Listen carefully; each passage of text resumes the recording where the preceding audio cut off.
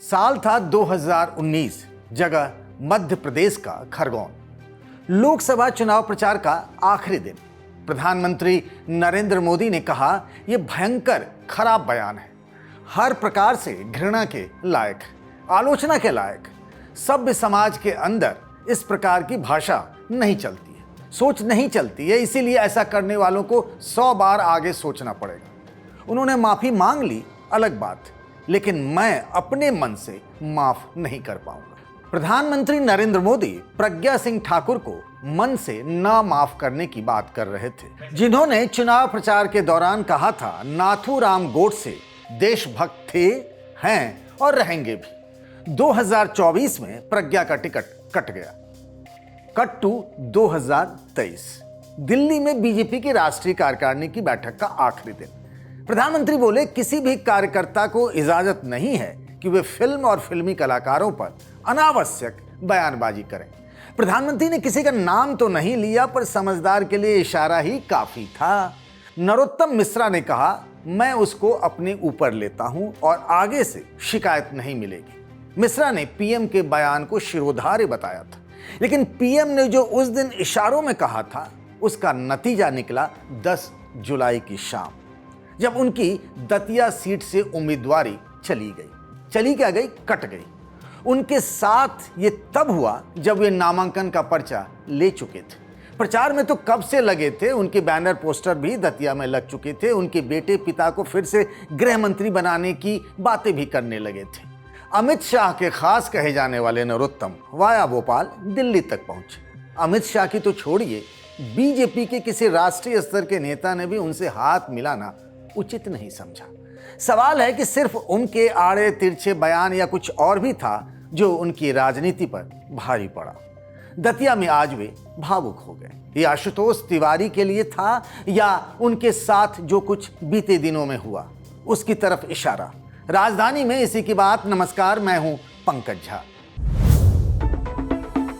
Brought to you by Sharda University, where the software engineer meets the talented photographer.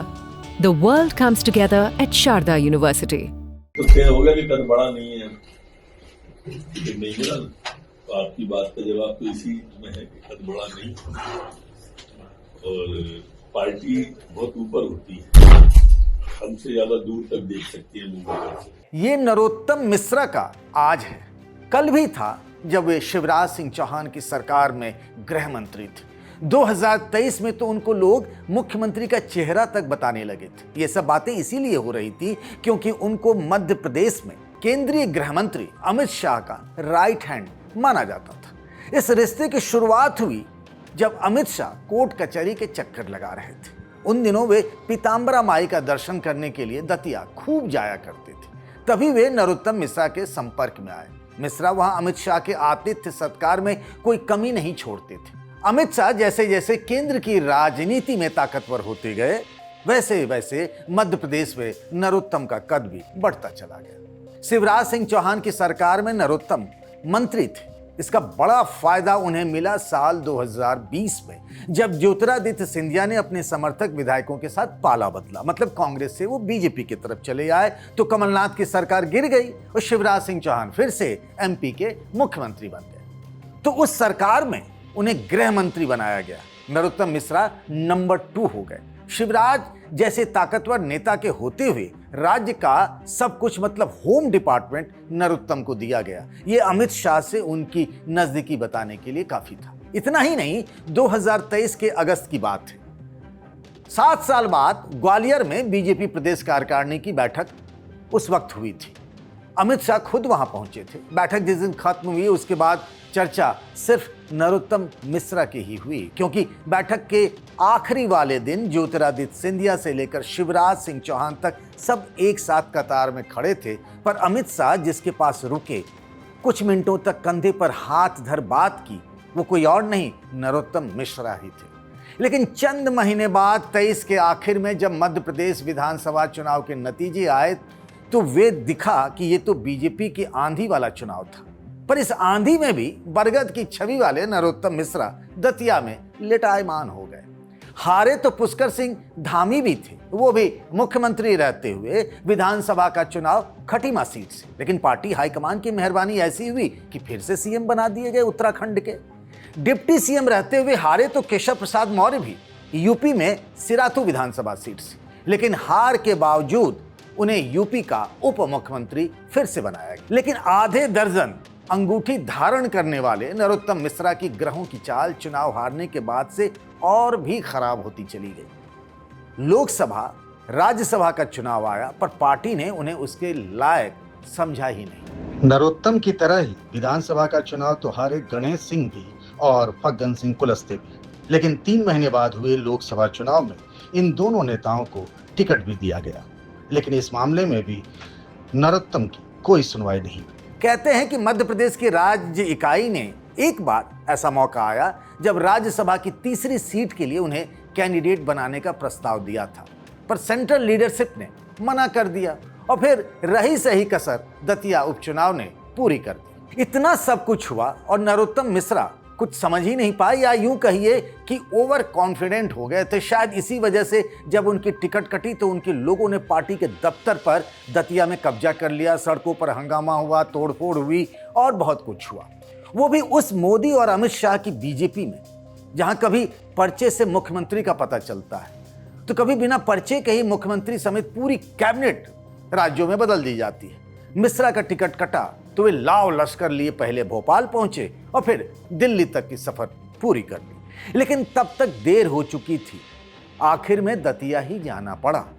Ashutosh Tiwari के nomination का मंच था तो नरोत्तम का दर्द छलक ही गया। करता प्राण झोंक देगा आज तो भैया के लिए, प्राण झोंक दिए जाएंगे आज तो भैया के लिए। ये भ्रम और मुगालते में कोई नहीं रहे कि कोई कार्यकर्ता घर बैठेगा। 16 तारीख से स्वयं यहीं पे डेरा जमाएंगे सारे कार्यकर्ताओं के साथ में। मेरे दतिया के माल को एक एक दरवाजे पर अपना शीश नवाऊंगा, एक एक गांव के अंदर जाऊंगा, आज तो उसको जिताऊंगा। नरोत्तम मिश्रा का टिकट नहीं कटता तो शायद हम दतिया उपचुनाव की चर्चा भी नहीं आज कर रहे होते। मुख्यमंत्री मोहन यादव ने उन्हें ऐसा फंसाया है कि अगर जिताएंगे तो वाह मोहन यादव की होगी और हारे तो नरोत्तम। ये आपने क्या कर दिया? मोहन यादव ने गांडीव नरोत्तम मिश्रा को ही थमा दी है। आशुतोष तिवारी का मुकाबला करने के लिए कांग्रेस ने घनश्याम सिंह को कैंडिडेट बनाया है। 2 बार के विधायक रहे हैं, एक बार दतिया से तो दूसरी दफा सेवड़ा से। राज परिवार से इनका ताल्लुक है। नितिन नवीन के राष्ट्रीय अध्यक्ष बनने के बाद से ही भारतीय जनता पार्टी बदलाव के मूड में है। ये बदलाव जनरेशनल है, मतलब पुराने नेताओं की जगह नए लोगों को तरजीह दी जा रही है। नरोत्तम मिश्रा के बहाने बीजेपी के लीडरशिप ने एक बड़ा मैसेज दिया है कि अब दूसरे राज्यों में भी कई बड़े नेताओं का नरोत्तम बनना तय है।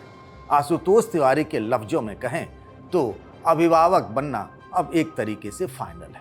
तो क्या अब मार्गदर्शक मंडल 2.0 की तैयारी है? आपको क्या लगता है कि अगला नंबर किसका है? आज के लिए इतना ही। इस वीडियो को बनाया हमारे साथी शुभम ने। बाकी खबरों के लिए बने रहिए लल्लन टॉप के साथ। लल्लन टॉप आपके लिए यूपी बुलेटिन के नाम से एक नया शो लेकर आ रहा है जिसमें यूपी से जुड़ी हर छोटी बड़ी खबर आपको देखने के लिए मिलेगी। यह शो सोमवार से शुक्रवार रोज रात 8 बजे सिर्फ लल्लन टॉप यूपी पर आएगा। आज के शो का लिंक आपको डिस्क्रिप्शन बॉक्स में मिल जाएगा।